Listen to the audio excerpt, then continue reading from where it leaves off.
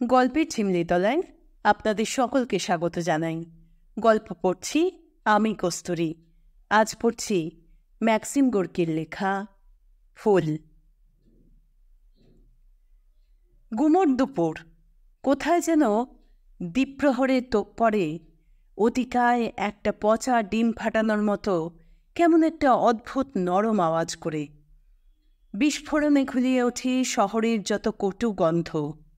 Olive তেল আর রসুন আর মদ আর রোদ পোড়া ধুলোর গন্ধ যেন আরও ঝাঁঝালো লাগে। কামানের ঢপঢপে শ্বাসে চাপা পড়ে দক্ষিণী দিনের তপ্ত কোলাহল যেন মুহূর্তের জন্য মুখ গুজেছিল রাস্তার গনগনে পাথরগুলোয়। মুহূর্ত পরে তা আবার রাস্তায় আছড়ে পড়ে চওড়া ঘোলা একটা নদীর মতো বইতে থাকে সমুদ্রের দিকে।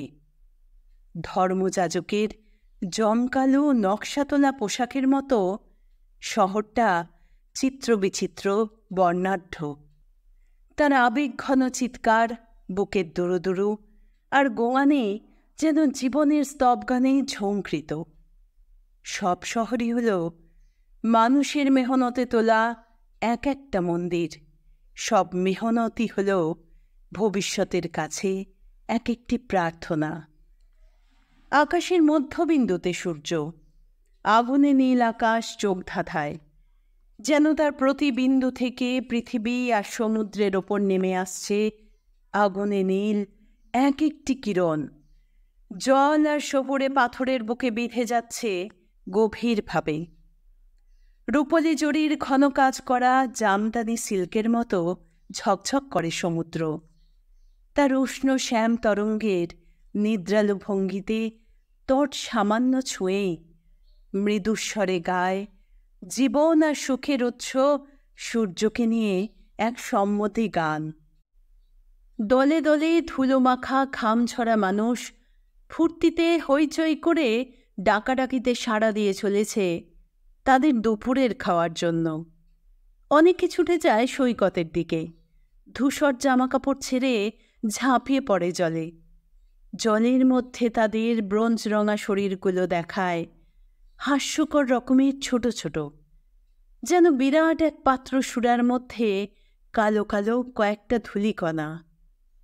জলের রেশমি তরঙ্গাঘাত, দেহে তাজা হয়ে স্নানার্থীদের খুশির চিৎকার, বাচ্চাগুলোর উচ্চ হাসি আর চিল্লানি, আর এই সব কিছুর সঙ্গে লোকেদের ঝাঁপিয়ে পড়ায় খান খান হয়ে যাওয়া সমুদ্রের রামধনুরঙা জলোচ্ছ্বাস যেন নিবেদিত হয়ে চলেছে সূর্যের কাছে এক সানন্দ অর্ঘ্যের মতো।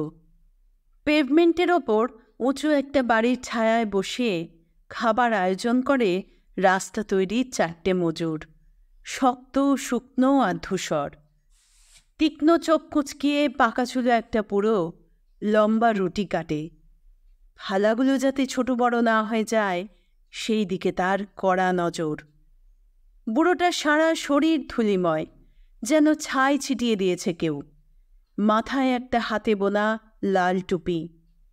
টুপির খোপা ক্রমাগত তার চোখের ওপর এসে পড়ে, আর থেকে থেকে সে তার প্রকাণ্ড ঋষিতুল্য মাথাটা ঝাঁকায়। ফুৎফুৎ করে তার লম্বা শুকচঞ্চু নাক ফুলে ওঠে নাসার রন্ধ্র। বাহাদুর চেহারার একটা ছোকরা লোকটার পাশে গরম পাথরের ওপর চিৎপাত দিয়ে শুয়ে। ছেলেটার গায়ের চামড়া ব্রোঞ্জের মতো, মাথার চুলগুলো ভীমরুলের মতো কালো। মুখের ওপর তার ঝরে পড়ে গুঁড়ো গুঁড়ো রুটি, আর আলস্যে চোখ কোঁচকায় ছোকরাটা। গুনগুন করে গান গায় যেন ঘুমের মধ্যে। বাকি দুজন লোক বাড়িখানা সাদা দেয়ালে ঠেস দিয়ে বসে বসে ঢোলে। এক হাতে এক পাত্র মদ আর অন্য হাতে একটা ছোট বান্ডিল নিয়ে একটি ছেলে এগিয়ে আসে তাদের দিকে। মাথা হেলিয়ে পাখির মতো তীক্ষ্ণ চিৎকার করে কী যেন বলে ছেলেটা। ওর খেয়াল নেই যে বোতলের খড়ের মোড়ক থেকে চুনির মতো লাল ঘন মদ চুইয়ে পড়ছে মোটা মোটা ফোঁটায়। বুড়ো লোকটার চোখে পড়ে তা। শুয়ে থাকা ছোকরাটার বুকের ওপর রুটি আর ছুরি রেখে সে ছেলেটার দিকে হাত নেড়ে চিৎকার করে বলে, জলদি, কানা কোথাকার, মদ পড়ে যাচ্ছে যে। মদের পাত্রটা মুখের সামনে উঁচু করে তোলে ছেলেটা। তারপর আফসোসের শব্দ করে দৌড়ে ছুটে আসে মজদুরগুলোর দিকে। সঙ্গে সঙ্গে চঞ্চল হয়ে ওঠে তারা, চিৎকার করে উত্তেজনায় পাত্রটাকে নেড়েচেড়ে দেখতে থাকে। ছেলেটা তীর বেগে ছুটে যায় একটা বাড়ির আঙিনায়, আর সমান ক্ষিপ্রতায় সেখান থেকে ফিরে আসে বড়সড় হলদে রঙের একটা জামবাটি নিয়ে। মাটির ওপর নামিয়ে রাখা হলো বাটিটা। তাতে লাল সঞ্জীবনী ধারা বুড়ো ঢালে সযত্নে। চারজোড়া চোখ মুগ্ধ হয়ে দেখে রোদ্দুরে সুরার ঝিলিক।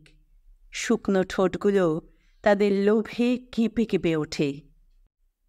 পেভমেন্টের ওপর বাদামি জুতোর উঁচু হিলে শব্দ তুলে আসতে দেখা যায় একটি নারীকে। পরনে তার ফিকে নীল রঙের পোশাক, কালো চুলে সোনালি লেসের ওড়নি, সঙ্গে হাত ধরা একটি কোকড়াচুল ছোট্ট মেয়ে। ডান হাতে তার দুটি লাল কার্নেশন ফুল। হাতটা দোলাতে দোলাতে সে গেয়ে চলেছে, ও মা, ও মা, ও মিয়া মা। বুড়ো মজুরের পেছনে এসে মেয়েটার গান থামল। পায়ের ওপর ভর দিয়ে উঁচু হয়ে সে গম্ভীরভাবে তাকিয়ে দেখে বুড়োটার কাঁধের ওপর দিয়ে। দেখে হলদে বাটিতে মদ পড়ছে, বইছে, কলকল করছে যেন তার গানেরই খেই ধরে। মায়ের হাত থেকে হাত ছাড়িয়ে নিয়ে মেয়েটা চটপট করে ছিনল ফুলের পাপড়িগুলো। তারপর ঘোর রঙের ছোট্ট হাতখানা চড়ুইয়ের ডানার মতো তুলে লাল পাপড়িগুলো ছড়ে দিল সুরার পাত্রের মধ্যে। চারজন লোক চমকে উঠে ধুলি ধূসর মুখ তোলে রাগে। বাচ্চা মেয়েটা হাততালি দেয়, হাসে, ছোট্ট পা দুখানা ঠোকে মাটিতে। বিব্রত হয়ে ওর মা ওর হাত চেপে ধরতে যায়, ধমক দিতে থাকে তীক্ষ্ণ কণ্ঠে। হাসিতে গড়িয়ে পড়ে ছেলেটা, আর বাটিতে গাঢ় রঙের মদের ওপর ফুলের পাপড়িগুলো ভাসতে থাকে ছোট ছোট গোলাপি কতগুলো নৌকোর মতো।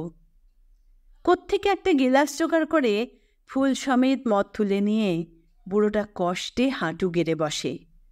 তারপর ঠোঁটের কাছে গিলাসটা এনে আশ্বস্ত করার মতো গম্ভীর গলায় বলে, ঠিক আছে সিনোরা, ঠিক আছে। শিশুর দান হলো ভগবানের দান। আপনার স্বাস্থ্য কামনা করি সুন্দরী সিনোরা, আর তোরও স্বাস্থ্য মেয়ে।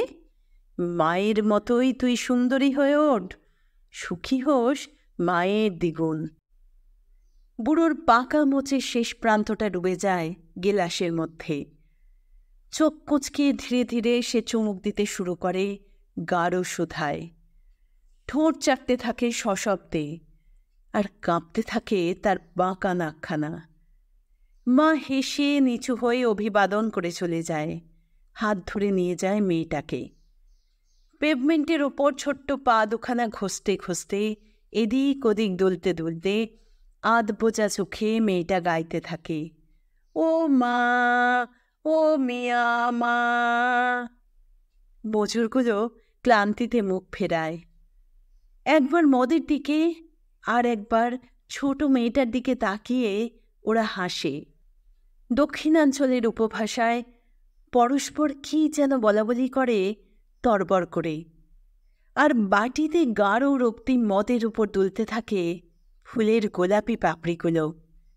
গান গেয়ে ওঠে সমুদ্র, গুঞ্জন করে চলে শহর, আর রূপকথা রচনা করে উজ্জ্বল হয়ে থাকে সূর্য।